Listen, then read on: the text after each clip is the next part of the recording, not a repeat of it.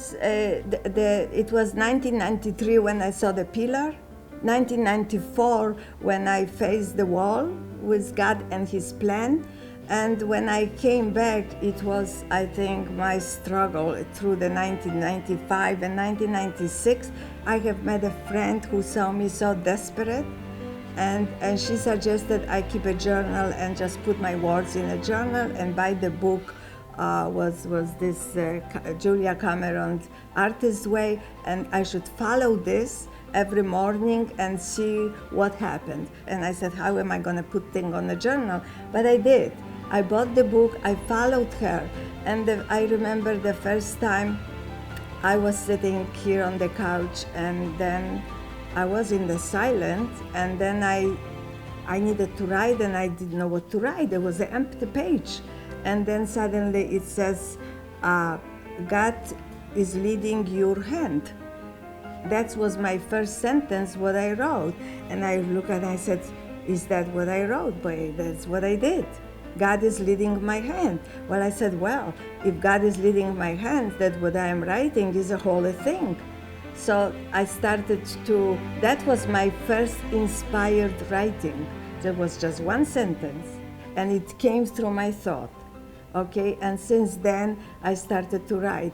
I finished the exercises in the book, but then I took on my own, and that's how it started from there. And occasionally I write a lot of other things, but the inspired writing are just like that.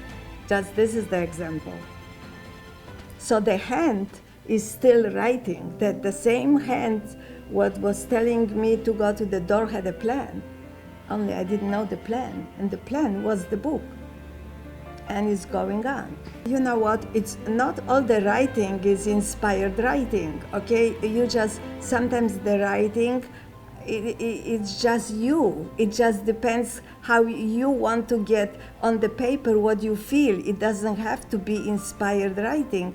It's your writing is already inspired, because when you go on write your feelings and you keep going, you will see that it's gonna come through you. Okay, so it doesn't have to be always inspired. I don't always write inspired writing. I wrote pages and pages on things in Polish because I did not want anybody to read, until it was difficult and I didn't want to go back to it, so I went to English.